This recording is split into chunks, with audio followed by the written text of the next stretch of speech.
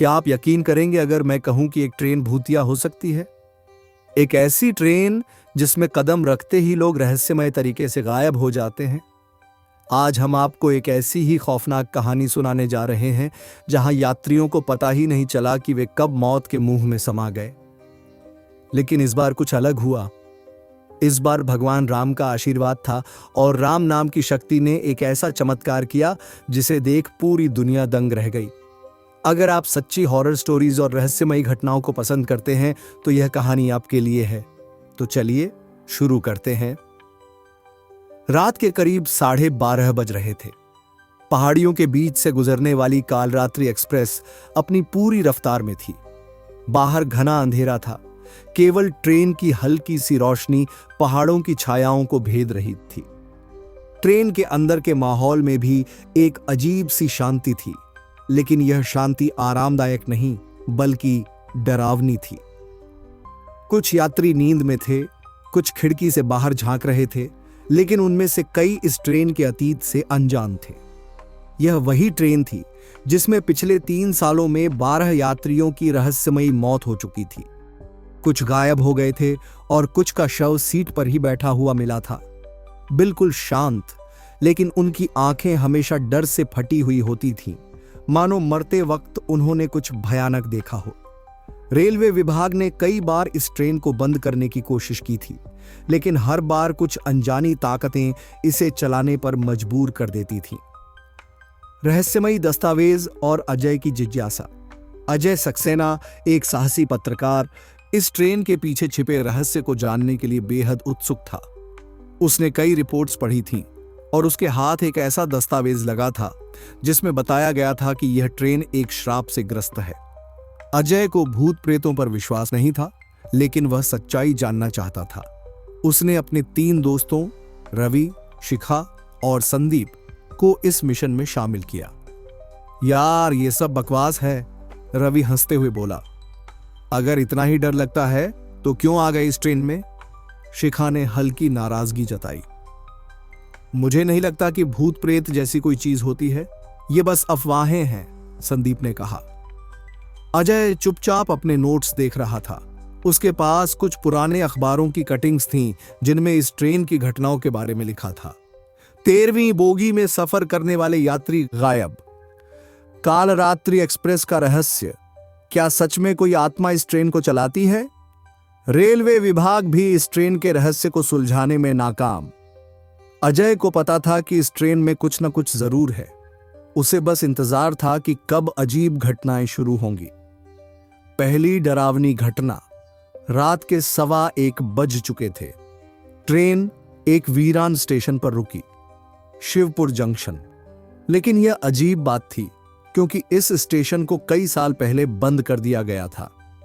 यह ट्रेन यहां क्यों रुकी? रवि ने खिड़की से बाहर झांकते हुए कहा। बाहर कुछ भी नहीं था सिवाय एक पुरानी टूटी फूटी बिल्डिंग के, जिस पर शिवपुर जंक्शन की पट्टी लगी हुई थी। स्टेशन पर कोई नहीं था, न कोई टीसी, न कोई चाय वाला। बस दूर कहीं एक पुराना लालटेन टिमटिमा रहा था और उसके पास एक बूढ़ा साधु बैठा हुआ था। अचानक ट्रेन के भीतर से एक चीख सुनाई दी, बचाओ! अजय और उसके दोस्त तेजी से उस दिशा में भागे। वे 13वीं बोगी की ओर गए जहां से आवाज आई थी। दरवाजा अपने आप खुला और अंदर का नजारा देखकर उनके रोंगटे खड़े हो गए। क्या था उस बोगी में? सीटों पर बैठी सवारियों के चेहरे सफेद पड़ चुके थे। कुछ की आंखें खुली हुई थीं, लेकिन वे बिना हिले डुले बैठे थे, मानो किसी ने उनकी आत्मा खींच ली हो। एक यात्री जमीन पर गिरा पड़ा था, उसका शरीर बिल्कुल ठंडा हो चुका था। हवा में एक अजीब सी गंध थी, जैसे कुछ सड़ा गला हो। यह क्या हो रहा है? शिखा ने घबरा कर पूछा। अचानक ट्रेन की लाइट झपकने लगी और तभी किसी ने अजय के कंधे पर हाथ रख दिया। अजय ने तेजी से पीछे मुड़कर देखा, लेकिन वहां कोई नहीं था। कंधे पर ठंडा एहसास अभी भी बना हुआ था, जैसे किसी ने सच में उसे छुआ हो। रवि, शिखा और संदीप उसकी हालत देखकर घबरा गए। ट्रेन की बत्तियां अब लगातार झपक रही थीं और हवा में एक अजीब सा सन्नाटा था। 13वीं बोगी में बैठी सवारियां बिना हिले डुले पत्थर की मूर्तियों की तरह बैठी थीं। उनकी आंखों में अजीब सा खालीपन था। किसी की भी पलकें तक नहीं झपक रही थीं। रवि ने एक यात्री को हिलाने की कोशिश की, लेकिन वह बिल्कुल बेजान सा बैठा रहा। तभी बोगी में बैठे एक छोटे बच्चे ने धीरे से कहा, अब हम बच नहीं सकते, वह आ गया है। उसके ये शब्द सुनते ही अजय को एक ठंडी लहर अपने शरीर के अंदर दौड़ती महसूस हुई। कौन आ गया? उसने धीरे से पूछा, लेकिन बच्चा अब सिर झुकाए बैठा था, जैसे उसकी आत्मा किसी और की गिरफ्त में हो। संदीप ने झटके से खिड़की के बाहर झांका, लेकिन अंधेरे के अलावा कुछ नहीं था। शिवपुर जंक्शन अभी भी वहीं था। ट्रेन वहां अजीब तरह से रुकी हुई थी, मानो कोई अदृश्य शक्ति इसे आगे बढ़ने नहीं दे रही थी। तभी ट्रेन के कोच में धीमी मगर भारी भरकम पैरों की आहटें गूंजने लगीं। ऐसा लग रहा था जैसे कोई बेहद भारी चीज धीरे धीरे बोगी के अंदर चल रही हो। अजय, रवि, शिखा और संदीप बोगी के एक कोने में दुबक गए, लेकिन जो हो रहा था उससे बचने का कोई रास्ता नहीं था। एक के बाद एक यात्री अपने आप उठकर खड़े होने लगे। उनकी आंखों में चमक थी, लेकिन चेहरे पर कोई भाव नहीं था। वे धीरे धीरे ट्रेन के अंदर घूमने लगे, मगर उनकी चाल किसी आम इंसान जैसी नहीं थी। उनके शरीर जकड़े हुए थे, उनकी गर्दनें हल्की हल्की झुकी थीं और उनके होंठ हिल रहे थे, जैसे वे कुछ बुदबुदा रहे हों। हमें यहां से निकलना होगा, शिखा ने घबराकर कहा। लेकिन कैसे? रवि ने सवाल किया। उसकी आवाज भी कांप रही थी। दरवाजे खोलो, खिड़कियां तोड़ो, कुछ भी करो, मगर हमें बाहर जाना होगा, अजय ने लगभग चिल्लाते हुए कहा। संदीप ने झटके से दरवाजा खोलने की कोशिश की, लेकिन वह एक चट्टान की तरह जकड़ा हुआ था। खिड़कियां भी ऐसे जमी हुई थीं जैसे उन पर कोई अदृश्य शक्ति लगी हो।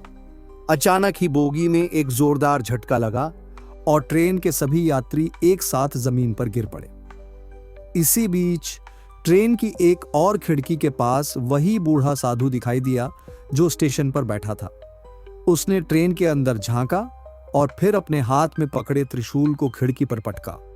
उसी समय एक डरावनी चीख पूरे कोच में गूंज उठी और यात्री जो अजीब हरकतें कर रहे थे वे अचानक ठहर गए। साधु की आवाज गूंजने लगी, राम का नाम लो, इस श्रापित स्थान को छोड़ने का और कोई रास्ता नहीं। लेकिन ट्रेन के अंदर कुछ भी सामान्य नहीं हो रहा था। ट्रेन बिना इंजन के खुद ब खुद आगे बढ़ने लगी थी और अंधेरे में समा रही थी। जैसे ही अजय ने साधु की तरफ देखा, वह अचानक गायब हो गया, लेकिन उसके शब्द कानों में गूंजते रहे। राम का नाम लो, अजय ने अपनी पूरी ताकत से चिल्लाया। श्री राम, जय राम, जय जय राम। जैसे ही यह शब्द ट्रेन में गूंजे, सभी यात्री एक झटके में जमीन पर गिर पड़े और उनकी आंखों की चमक धीरे धीरे मिटने लगी। लेकिन तभी ट्रेन के अंत में एक परछाई उभरी जो किसी इंसान की नहीं थी। वह हवा में तैर रही थी और उसकी आंखों से आग की लपटें निकल रही थीं। यह कौन था? क्या साधु सच में उनकी मदद कर सकता था? और सबसे बड़ी बात, क्या यह ट्रेन सच में श्रापित थी या इसके पीछे कुछ और ही रहस्य छिपा था? अजय, रवि, शिखा और संदीप सांसें थामे उस काली परछाई को देख रहे थे जो धीरे धीरे उनकी ओर बढ़ रही थी। उसकी आंखों में दहकती हुई आग थी और शरीर से काले धुएं की लपटें उठ रही थीं। बोगी में बैठी सारी मूर्तिवत सवारियां अब धीरे धीरे हिलने लगीं। उनके शरीर टूटे फूटे पुतलों जैसे लग रहे थे और उनके मुंह से अजीब सी गुर्राहट निकल रही थी। अचानक ट्रेन एक झटके के साथ और तेज हो गई। खिड़कियों के बाहर सिर्फ अंधेरा था, कोई पेड़, कोई स्टेशन, कोई रास्ता नहीं। परछाई अब और नजदीक आ चुकी थीं और उसकी भयावह उपस्थिति पूरे माहौल में ठंडक भर रही थी। संदीप ने हिम्मत जुटाकर पानी की बोतल उठाई और परछाई की तरफ फेंक दी। जैसे ही बोतल परछाई को छुई, वह धुएं में बदल गई और गायब हो गई। रवि ने घबराकर कहा, यह क्या चीज है? ये कोई भूत है या कुछ और? अजय को साधु की बात याद आई। राम का नाम लो। वह तेजी से बुदबुदाने लगा, श्री राम, जय जय राम। जैसे ही यह शब्द हवा में गूंजे, परछाई एक पल के लिए रुक गई। उसके शरीर से निकलता काला धुआं हल्का पड़ने लगा, लेकिन फिर वह जोर से चीखी। ट्रेन की खिड़कियां अचानक टूटने लगीं, सीटें अपने आप हिलने लगीं और बोगी के पंखे जोर जोर से घूमने लगे। शिखा चिल्लाई, हमें इस ट्रेन से बाहर निकलना होगा। अजय ने दरवाजे की ओर दौड़ लगाई, लेकिन वह अब भी बंद था। संदीप और रवि ने मिलकर खिड़की को लात मारी, मगर वह भी पत्थर की तरह मजबूत थी। उसी वक्त ट्रेन में एक और जोरदार झटका लगा और चारों दोस्त जमीन पर गिर पड़े। तभी एक जोरदार धमाके के साथ बोगी की छत पर एक अचानक हुआ आघात महसूस हुआ। किसी ने ऊपर से छत पर जोरदार प्रहार किया था। ट्रेन के अंदर का अंधेरा और गहरा हो गया, लेकिन अगले ही पल एक तेज रोशनी खिड़की से अंदर आई। यह वही साधु था जो अब ट्रेन के पास खड़ा था। उसके हाथ में जलता हुआ त्रिशूल था और वह मंत्र पढ़ रहा था, ओम रामाय नमः, ओम रामचंद्राय नमः। परछाई की चीखें तेज होने लगीं, मानो उसे जलाया जा रहा हो। यात्री जो अब तक बेहोश बैठे थे, वे एक एक करके सामान्य होने लगे। लेकिन अजय और उसके दोस्तों के लिए संकट अभी खत्म नहीं हुआ था। ट्रेन की रफ्तार अचानक असंभव रूप से तेज हो गई।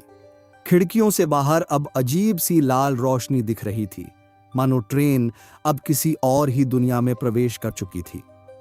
साधु ने जोर से पुकारा, राम नाम का जाप जारी रखो, यही इस ट्रेन का उद्धार करेगा। अजय, रवि, शिखा और संदीप ने एक दूसरे की तरफ देखा और फिर एक स्वर में दोहराने लगे, श्री राम, जय राम, जय जय राम। जैसे जैसे यह मंत्र गूंजा, ट्रेन में कैद आत्माएं तड़पने लगीं। बोगी की दीवारों पर उनके अंधेरे साए नाचने लगे, लेकिन वे धीरे धीरे धुएं में बदलने लगे। अचानक ट्रेन के आगे एक चमकता हुआ सफेद दरवाजा दिखाई दिया जो हवा में तैर रहा था। साधु ने चिल्लाकर कहा, यही मोक्ष का द्वार है। राम नाम के प्रभाव से इस ट्रेन का श्राप टूट रहा है। लेकिन जैसे ही आत्माएं उस द्वार की ओर बढ़ने लगीं, परछाई ने एक भयानक रूप ले लिया। अब वह और विशाल हो गई थी और उसके 4 हाथ निकल आए थे। वह एक राक्षसी आकृति में बदल गई थी, जिसकी आंखों में आग की ज्वालाएं थीं।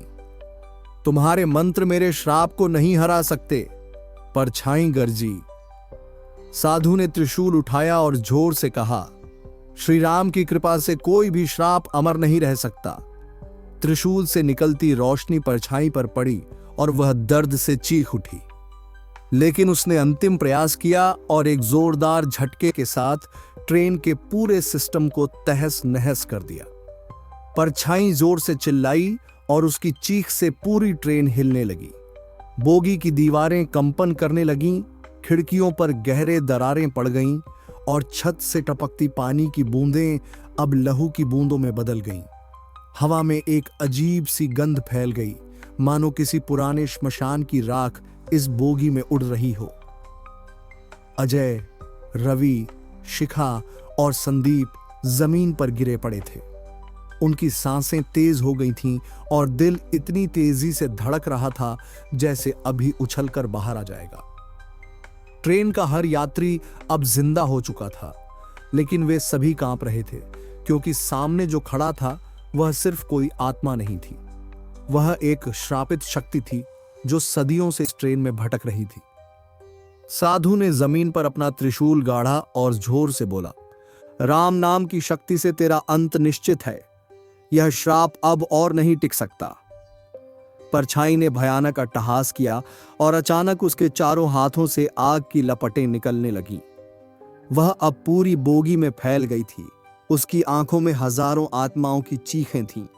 ट्रेन अब इतनी तेज भाग रही थी कि खिड़कियों के बाहर कुछ भी साफ नहीं दिख रहा था, बस एक अंतहीन लाल धुंध थी। रवि हिम्मत करके खड़ा हुआ और साधु से चिल्लाकर पूछा, यह क्या है? इसे कैसे हराएं? साधु ने कहा, यह वही आत्मा है जिसने इस ट्रेन को श्राप दिया था। यह शिवपुर जंक्शन पर मरे उन लोगों का राजा है जिन्हें इस ट्रेन ने कुचल दिया था। अजय को सब समझ में आने लगा। शिवपुर जंक्शन पर सालों पहले एक दर्दनाक हादसा हुआ था। एक पूरी की पूरी ट्रेन पटरी से उतर गई थी और उसमें सवार सैकड़ों लोग मारे गए थे। कहा जाता था कि यह ट्रेन बिना रुके वहां से गुजरती थी क्योंकि वह श्रापित थी। शिखा ने कांपते हुए कहा, अगर यह उसी हादसे की आत्माओं का राजा है तो इसका नाश कैसे होगा? साधु ने अपनी आंखें बंद की और धीरे से बोला, श्री राम ही इसका नाश करेंगे। राम नाम की शक्ति से यह श्रापित आत्मा हमेशा के लिए मुक्त हो सकती है। अजय, रवि, शिखा और संदीप ने अब पूरे विश्वास से जोर से बोलना शुरू किया, श्री राम, जय राम, जय जय राम। जैसे ही मंत्र पूरे जोश में गूंजा, बोगी में बैठी दूसरी आत्माएं भी इसे दोहराने लगी। अब पूरी ट्रेन राम नाम से गूंजने लगी थी। परछाई की चीखें और तेज हो गईं। वह अब तड़प रही थी जैसे कोई आग में जल रहा हो। उसकी काली लपटें अब नीली रोशनी में बदल रही थीं और धीरे धीरे उसका शरीर धुएं में बदलने लगा। लेकिन ठीक उसी पल आत्माओं का राजा अपनी आखिरी चाल चलने वाला था। उसने पूरी ताकत से ट्रेन को झटका दिया और अब ट्रेन पटरी से उतरने लगी। चारों दोस्त जमीन पर गिर पड़े। साधु का त्रिशूल बोगी में उछलकर दूर जा गिरा। यात्रियों की चीखें गूंज उठीं, लेकिन तभी खिड़की से एक अद्भुत रोशनी अंदर आई। यह साधारण रोशनी नहीं थी, यह भगवान राम के दिव्य आशीर्वाद का प्रकाश था। रोशनी ने पूरे कोच को घेर लिया। आत्माओं का राजा अब और अधिक तड़पने लगा। उसके शरीर से चिंगारियां निकल रही थीं। उसकी आकृति सिकुड़ने लगी और अंततः एक जोरदार धमाके के साथ वह फटकर अदृश्य हो गया।